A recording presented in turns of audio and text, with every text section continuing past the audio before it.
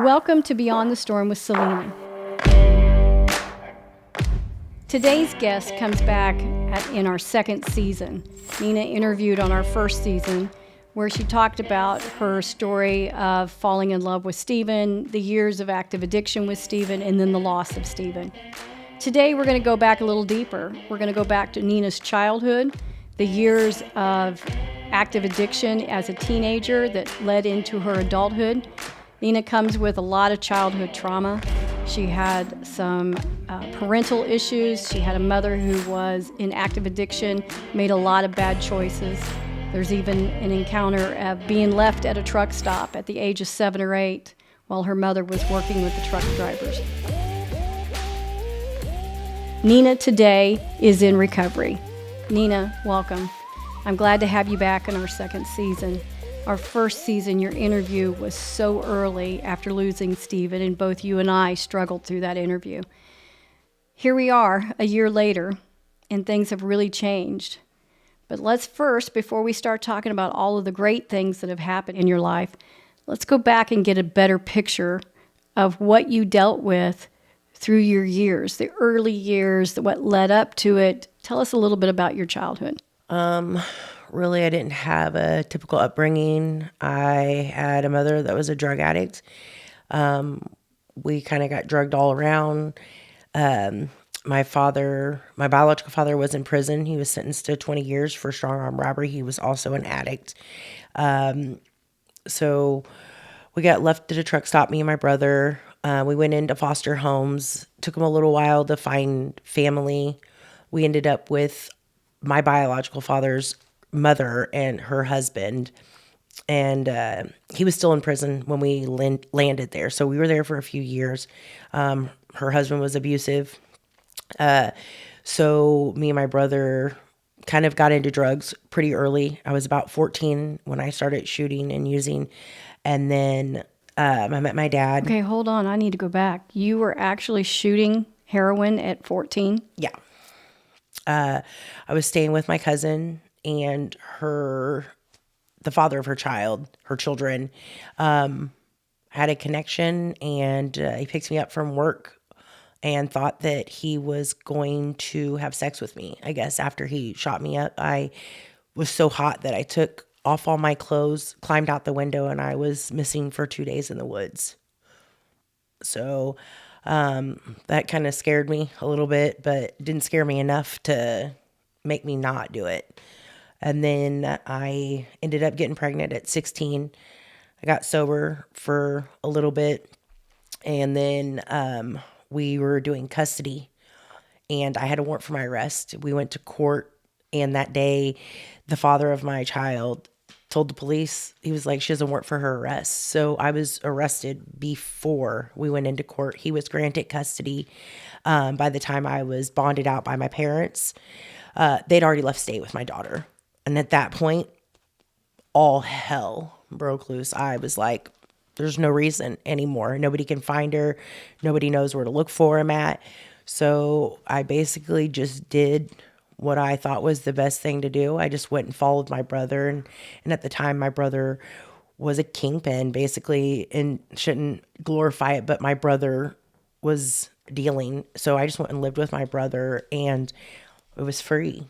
So at that point, Well, he was probably your safest person you felt at the time. my brother kept me safe. And then my brother died in 2006, and that kind of sent me over the edge even more.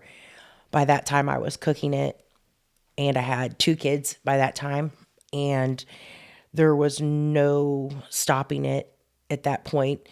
And then shortly after the second one came the third one, and I didn't know what to do, honestly. So I called my dad and my stepmom, and I just told him, I was like, I don't know what to do. Can you take my kids from me? Because I found my son in a room that we were staying at, in a trailer, in a room, and he had a needle in his hand. It was still had the cap on it, but I didn't know if he had poked himself or what had happened. So I basically called my mom crying and told her, I was like, please take my kids from me. I don't deserve to have my children. Somebody needs to come take them. And so the fear that you were going to continue this harm to your children You reached out to the only people that you felt could give them a decent life? That's the only person I had was my dad and my stepmom. And that's my mother. I mean, I call her stepmom, but that's my mother. And she raised my kids until the day she died. Well, that's no small thing. So I don't want to gloss over that. But let's go back to your dad, because you were raised not realizing that your dad was in the picture. Then you found out when you got placed into foster care and some other family came forward, and that was his parents. Yeah. And then you discovered that you had a dad, and you bounced around with your brother for a while. Yeah. It took them about 8 months to find family because we were missing children in the Kansas City State data bank and had been for 2 years. Yeah, that's quite, yeah. So when you found out that you had a dad out there, were you having visitation? Were you going and seeing him? No, I was playing in the creek and my brother came and got me, and I came back to the house we were staying at, and they set me down at the table, and they got legal documents out, which was my birth certificate that said my name on it, and then my biological father's name, and then his name was marked out, and then the name beneath it was Dennis Morris. That was the man that adopted me. He died from a hot shot of drugs in our home, and then so at that point, I thought that my father was dead. I didn't know. So when they showed me these papers that said that Dennis wasn't my biological father, I was like, that's not real. That's not true. It's got to be confusing. Yeah. So after they had told me about it, Bill and Christine walked into the room and introduced themselves, and they had brought some coloring books and some other things and like gave me my brother's stuff. My brother was hysterical. He knew who his dad was, and he had had a little bit of time with his father at the time. So he had memories of him. Yeah. And he would go and visit his dad in prison while my mom was with Dennis. So there's actually pictures that they showed me of me at the prison with Dennis as well, or with Bill at the time. So I didn't know that I was going to see him at the prison either. I didn't remember any of it. And then somebody just shows up and says, "Hey, I'm your dad." I'm like, okay. That's got to be tough. It was awkward, to say the least, because how do you bond with somebody and they're a man and you already have trust issues because of the lifestyle that Sherry was living? Sherry was your mother. She was doing things to me that no mother should do to their children. People don't pimp their children out. Yeah. So it's scary to try to have a relationship with somebody when you're already scared of men in that sense.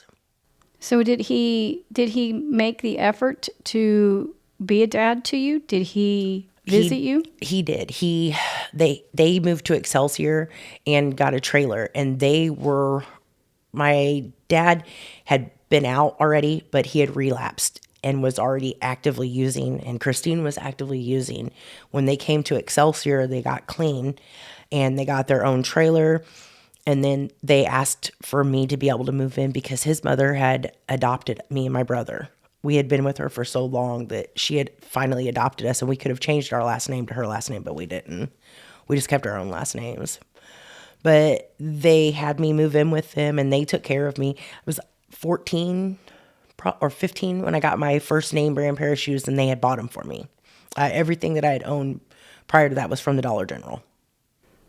Like, even though his mother adopted us, she was not nice to us. She was nice to Billy, and she was not nice to me. She was mean.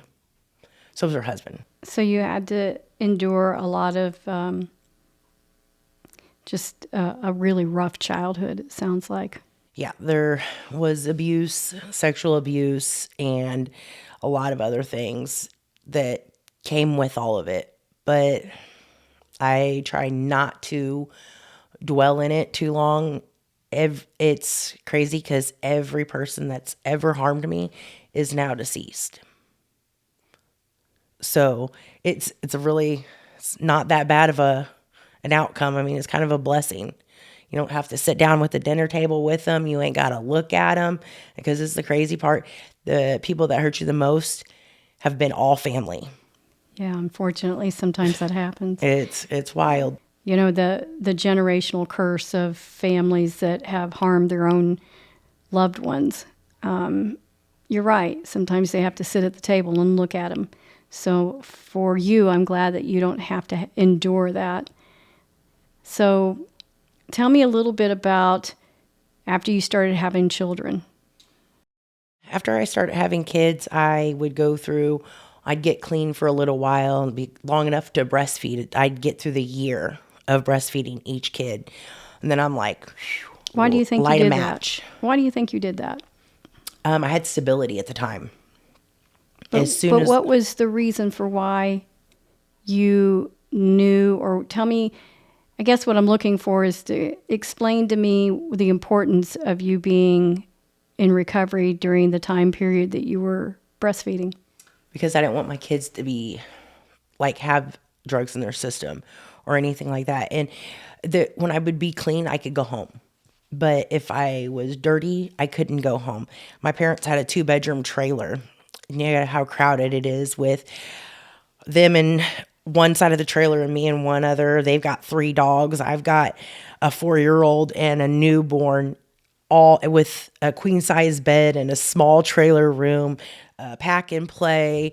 And you're trying to store all this crap. And it's like every little thing gets on your nerves when you're living with somebody else. And I'm sure that my mom and dad were going batshit crazy. Like, I wait for her to move the fuck out. And I couldn't wait to get out. But every time that I got out, I couldn't do it.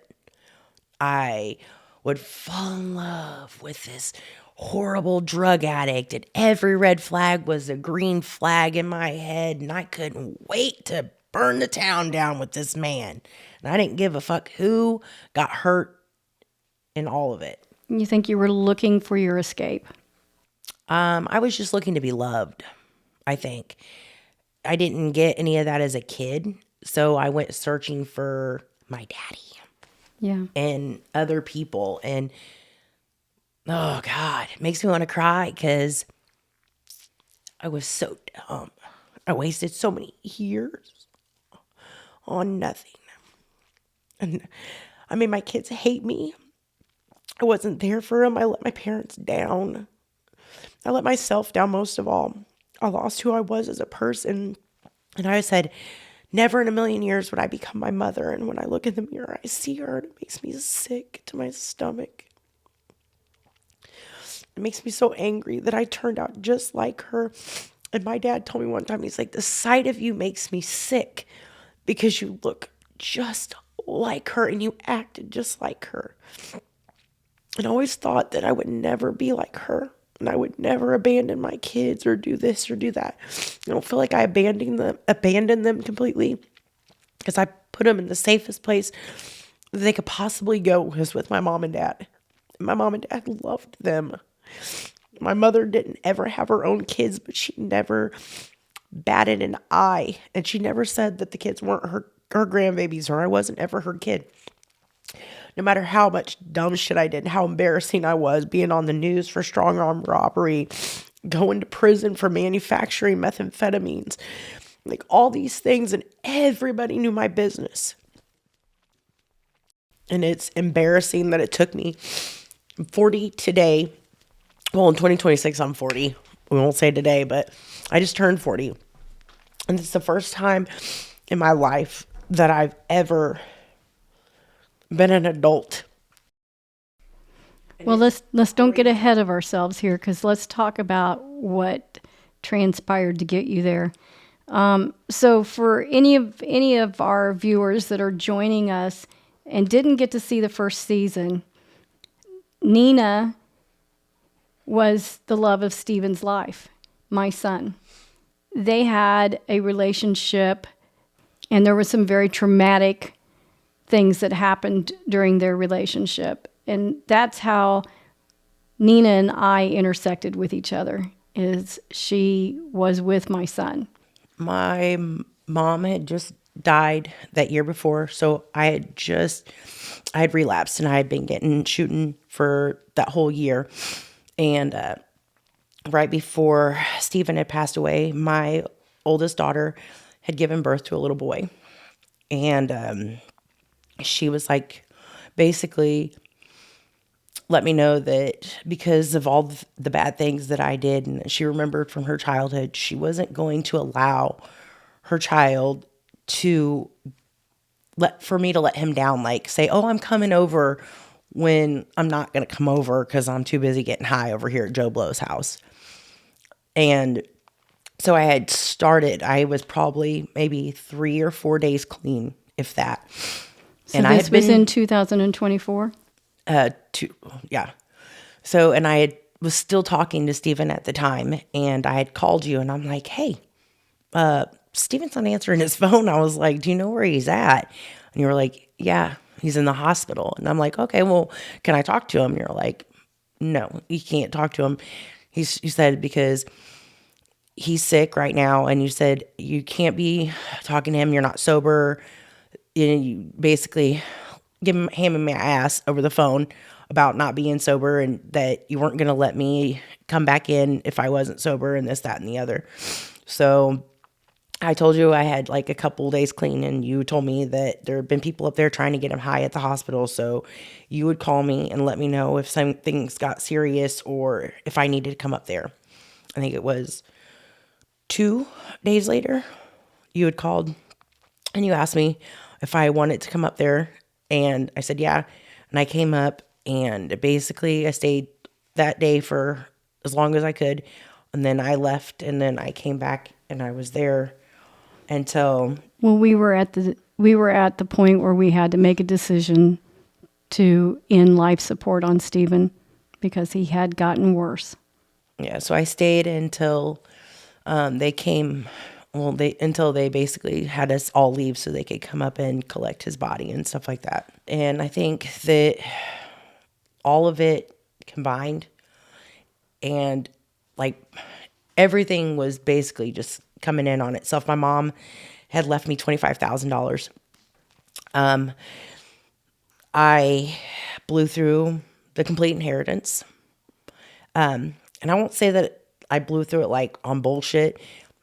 It was bullshit. Like I paid bills, bought groceries and stuff like that. But I didn't invest it into anything smart, or I didn't think about property tax coming up and how expensive that was going to be, or I had no idea of any of adulting, about saving or anything like that. I even had to call you to save my ass for my property tax. And I was terrified. I had been looking for jobs. I hadn't found a job. And we went to Colorado and visited Logan. And the reason why you went with me to Colorado is because you were really showing some very great signs of being sober. You were really working your recovery. And we had a situation with my youngest son, and I knew if anybody was going to be able to communicate and talk to him about sobriety, it was you. So, yeah, we jumped out. We jumped in a vehicle and went to Colorado. I think while we were in Colorado, I had gotten an email or a phone call. And when I came back, I started a job at Cornerstone in Kearney, and I still work there today. I've been there 1 year. Let's go back and let's talk about what those early days, the decision that you weren't going to use again. Because a lot of people talk about there was a pivotal moment, or there was people talk about they were so sick and tired of being sick and tired. Was there a moment in which you felt like you couldn't continue to be in active addiction? Did you have an aha moment? Did you have a moment that hit you harder than anything else that made you say, this is it? Whenever my daughter said she was keeping the baby from me, and then Stephen dying, because I'll say this, Stephen, in my mind, was the only person that ever loved me for who I was, no matter how much of a disaster or burning dumpster fire I was. He never walked away from me. He never let me talk bad about myself. He loved me until I learned to love myself. And you only get that one time. And I had to remember what I was fighting for, why I was here. I've should have died so many times and done so many dumb things, and I've made it. And I've outlived everybody. I've outlived my whole family. I'm here for a reason. There's not a doubt in my mind that there's a champion. I'm a beast sometimes. I will say that. But like early in my addiction, like the recovery part, I even told you I kept a shot of dope in a drawer and a needle, a clean needle. Didn't care if it was clean or not at the time. You know what I'm saying? I kept that, and I kept a shot of dope. And I was like, So you had a reserve stash. a reserve stash. And in my mind, this was a story I told myself, that if I'm in a situation and I feel like I'm going to be triggered to go and use, if I go downstairs and I look at it and I'm like, ooh, I got it, I'm good, and I can open the drawer up, physically look at it, and know that I have it. But if I didn't have it, and then I went through all the actions of finding a dope dealer, going and picking it up, paying cash for it that I worked my ass off for, I'm getting high. So that made the odds higher in my mind. And that was just a full-blown drug addict coming off of drugs, trying to, what's the word? You were bargaining with yourself. I'm like, if I don't have this, I don't need this. It's just a way to very finagle bizarre, it. but if it worked for you. It worked for a while. Like my daughter would come over and she'd go down to look at it, and before she'd come in with my grandson to know if I had been getting high or not. And then recently I got rid of it. And I was like, I don't know, it felt good to get rid of it. I went through and got rid of all of my paraphernalia. I burned everything. I was like, you know what? And I called you and told you that day that I got rid of it. I was like, yo, I feel good. I'm so proud of yourself. You shared with me not too long ago that you recently just lost another person in your life who was your attorney and a personal friend. Oh, yeah. And then I shouldn't laugh, but it's not funny. Then you discovered that you've got cases out there that he was managing for you that were when you were in active addiction. Yeah. His name's Graham Potter. He passed away January 18th. He was an amazing man, an excellent, excellent father. He has 2 young boys with autism, and he has an older daughter. And he was your attorney for years. He's been my attorney as long as I can remember. I never have to call him. I could take pictures of tickets and like send them to him. And he shows up in court, and then he'll send me a text. Cash out me $250 or this, that, and the other. And then after he passed, lawyers have stepped in to take, because he had over 100 clients. So people are coming off the bench that have like retired lawyers are coming in to help settle out his cases so that his name goes and all his cases go in a good fashion. And I'm really grateful for that. But I'm like getting calls from court today. I don't ever show up to court. I'm sorry. I was like, I just send money. I was like, just tell me what your Cash App is and how much I owe you. But like, I've got about 4 or 5. They're all traffic. Just some old cases from back in the day. They're just all old traffic stuff. But it's like, it always catches up with you. You think, oh shit, yeah, first paycheck, I'm going to do something. And then it's like all of it's gone. Everything's gone. The catch up, that's the hardest part of getting sober, is eating all the dog shit sandwiches that you served out to people. All comes back. It's all coming back. And like, I have a relationship with all my kids, but. Well, you guys have had to learn how to be a family. Because they were raised by their grandparents, and now you had to come step in, and you're a different mother, even so in your sobriety, than probably their friends as parents are. Yeah. So they're having to learn who you are in your recovery. Yeah, my daughters, and they probably got some resentment. My daughters trust me, but Vanessa's very iffy, sketchy. But my son, he tests the shit out of me. Well, he's in that age range that this is where it starts at, and you know that. Oh yeah, absolutely. You know that.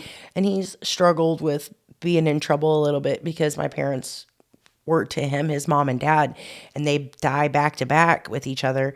And he's struggling with it, and he's And like, a boy, they don't talk about their feelings. Yep, They go out and they act out, I think. and because of my, like, the kids watching all of it, because I'd get sober at points in times, and my mom was gracious and, here, take your kids for the weekend. Grow up, girl, grow up. So my kids watched all this. So my son is a father at 19 and has another possible baby on the way. My middle daughter, though, she has outcome and out circumvented all of us and the whole family. First one to graduate, the first one to go to college. She's in college right now to be a NICU nurse. I'm so proud of her too. I am so fucking proud of her. I never in a million years thought, you know what I'm saying, she'd be the only one. But my son now, he's starting to pull it together. He's in CNA classes, and it's so funny because I did CNA. Justice has done the CNA, and now my son and all of us have all worked at the same nursing home in Excelsior. Every single one of my kids. And my son's like, oh, we know your grandma and your mom. And he goes, you know how embarrassing it is? Every day someone says something about my grandma. I was like, yeah. Well, it's what living in a small community will do, though. Yeah, So, and it's good, though. It's good to see that no matter how bad of an addict I was and how shitty I was and how many times I didn't show up, or I showed up and I was all fucked up, making an embarrassing fool out of myself, my kids still forgave me. My kids still love me, and they are still willing to give me a chance. And that's like the best part about all of it. That's what I've been working towards this whole time. Even every time when I tried to get sober and I couldn't figure it out, I was working towards this goal to be back with my kids and make shit right for them. So tell me about when your mom passed away and she decided that you needed to have the house. My dad went in for a stem cell research, and he was supposed to be there for 30 days. He was there 3 days, and he died when they were putting his stem cells back inside of him. He went into cardiac arrest.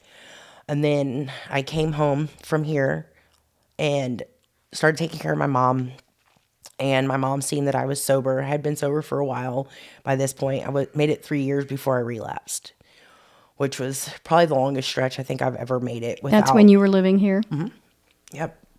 And then my mom was talking about that I was the beneficiary of everything, the cars, the home, the life insurance policy. But my mom had all these people in her ear. And when somebody's dying, it's disgusting. Yeah. It's so fucking gross.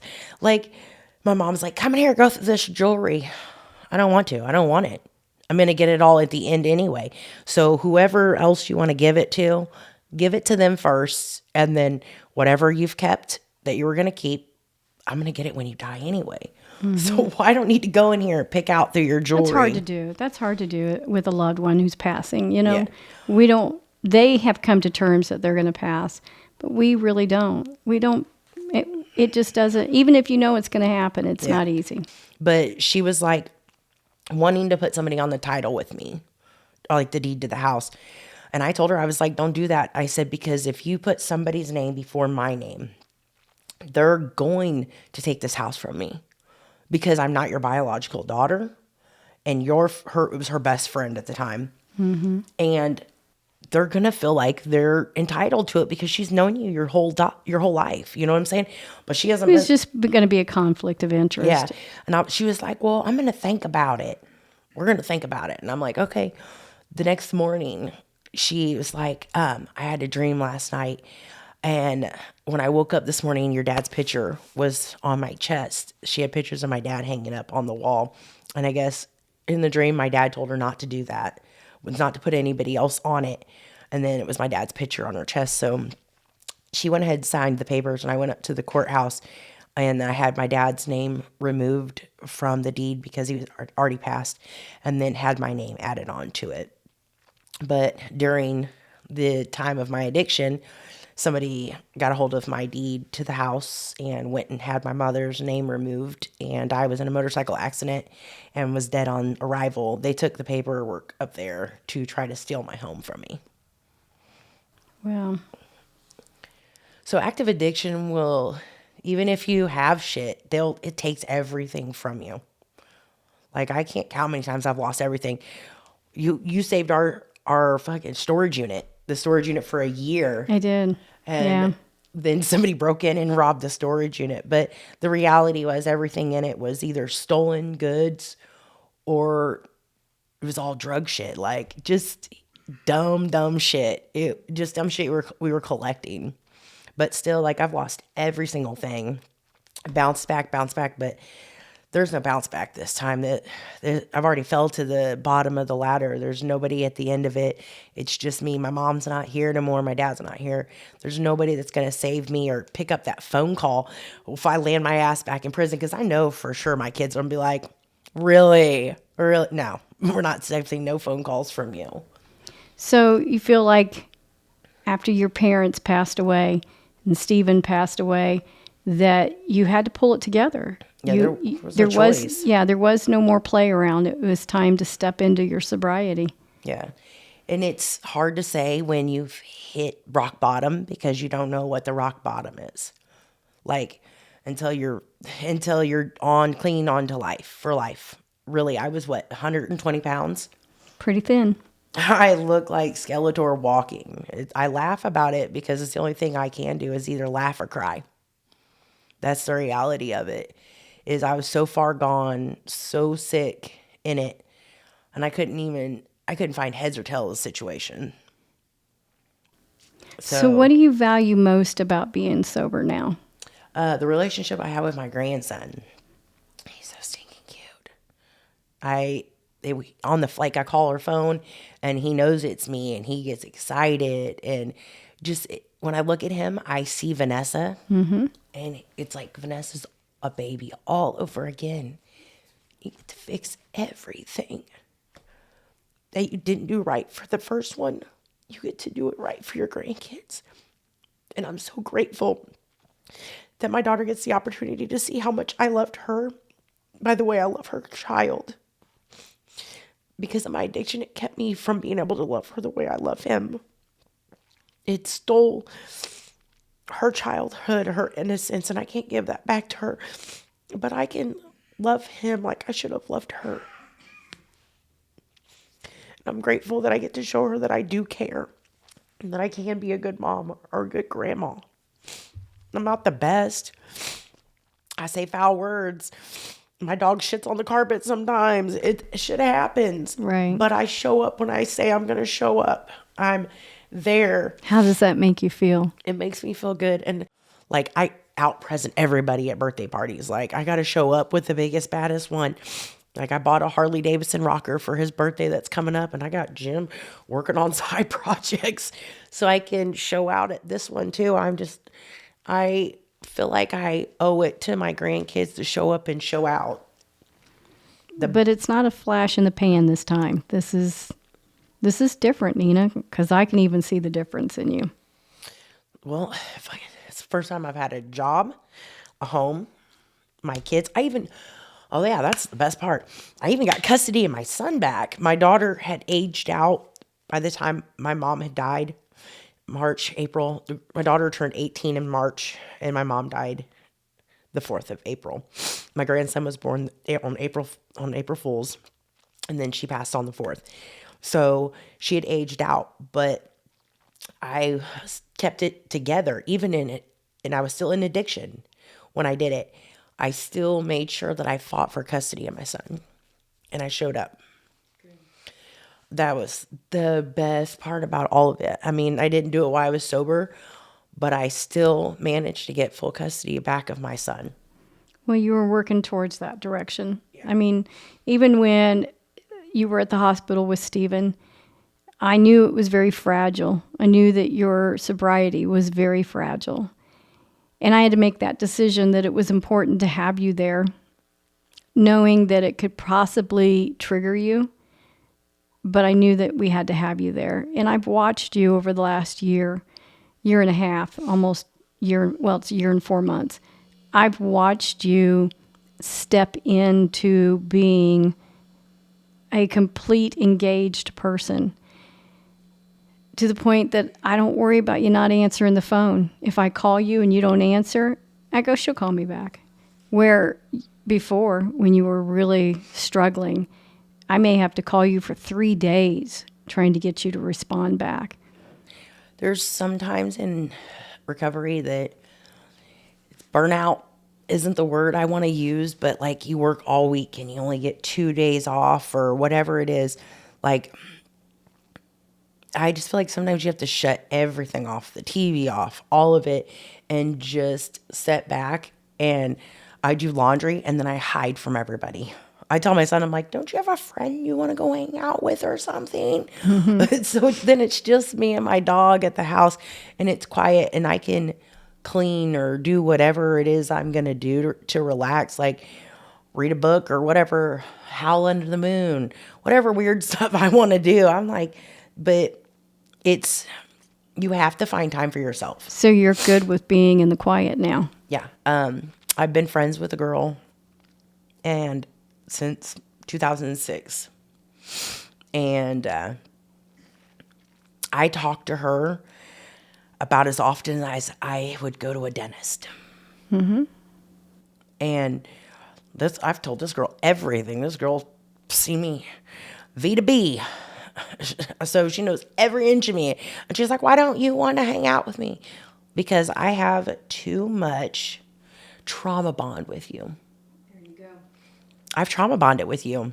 Yeah. And none of our relationship do I feel has ever been healthy. And you've been friends just simply because you've been through shit together, not because you had genuine quality of friendship. We have this in common or that in common, and we go to the zoo with our kids and brunch and coffee and tea. No, you call me when shit's falling apart, and I call you when shit's falling apart. I call you crying, you call me crying. I just can't do it anymore. Like, how's that feel to be able to say no to somebody? It feels good. It feels nice. You put yourself first. It feels good to say no, but I feel bad at the same time. So I do offer to help people get into sober living or things like that. I've got a friend that is in sober living. His name's Nick, and I've gotten my friend Kyle Davis into sober living. He went to the one here in Warrensburg, and that didn't actually end up panning out really good for him. So he moved to another one, and he's actually going to be going from an electrician to delivering the Lord's word. He is going to become a pastor. Very cool. Now, and then I've got another friend of mine that she went into sober living as well. So like during the course of my year and a half, I've gotten 4 people into sober living, and I've got a friend that's incarcerated that is going into sober living as well. So why do you think you want to do that now? What makes you sort of navigate with these acquaintances, helping them through the choice to go into recovery? Because if I can do it, anybody can do it. Really, a lot of it is people that I care about or I care for. Everybody's dying. Let's just be honest. Everybody's fucking dying from fentanyl, and it's crazy to me. Like, I've already buried so many people, and if I give you an outlet because you're an addict and you don't take it, we can't be friends anymore. I have to say that again for the back row. Say it again. If you're an addict and you come and get sobriety and you can't figure it out, we can't be friends anymore until you can navigate it on your own, because you're at high risk to relapse. You're also at high risk to drag me down with you, because you know your value now. I know where I can be at. Like when I first got sober, I was like, hell yeah, I could be in a room with anybody smoking dope or shooting up. Now I can't do it. I can't even watch the little things where My Strange Addiction or that show. Mm-hmm. Like, it makes my skin crawl. I'm like, damn. I was like, In my mind, I thought I looked good at the time. I was like, damn. Now when I look at it, I look rough. I'm like, there's no way. And I thought, some days I'm like, nobody could ever tell that I'm higher than Cooter Brown. Oh, we could tell. We could tell, Nina. In my mind, I thought nobody could tell. And I'm like, Yeah, I when could look tell. back at I it, loved I'm you like- anyway, but I could I was tell. like, good Lord, I'm rough around the edges. Yeah. That's scary. And it is scary. So who do you lean on for your support now? Because it sounds like you've changed your friends, people, places, things, right? So what do you do now to who do you lean on, and what do you do to help yourself? I downloaded the new recovery, the new app, the 24-hour one that you do. Are you talking about the one I'm on? Mm-hmm. Okay, Yep, Open Recovery. I have the Open Recovery. Download it because I called you the other day and I was like, I'm about to relapse in a second. I'm about to perk the fuck out. And that happens. I don't care how far you are in your recovery or You how got to strong have somebody you are. you can call and say that to. Everybody has a weak moment and it feels like everything's coming in all at once. I'm like, ugh. But I call you a lot. You do. I call and cry a lot. I call Yeah. and vent a lot. I will say that. And I think I do a pretty good job of meeting you where you're at, telling it all to me, and listening without judgment. I try really hard to give you that. I support whatever path that gets the job done, right? Whatever it takes to get whether it there. that be acts of service, which is kind of what you do. You like to go and help other people, so that act of service helps you. Whether it be in AA, smart recovery, whatever choices. You and I've talked a lot about that. There's different paths of recovery. If there was one solid path or one answer, everybody would be have, sober. Right, exactly. We'd all be sober. So we have to leave room for everyone to have an opportunity to walk their own path. Your path has worked for you. And the one common denominator I think we could probably all agree on is you knew that you were at the end, that you were done. There was nowhere left to go. There were no more pieces that were going to be left to be picked up because the only thing left was death, really, at that point. And I wanted to die. I was rip roaring and ready to go at some point, and I was like, I just can't keep doing this.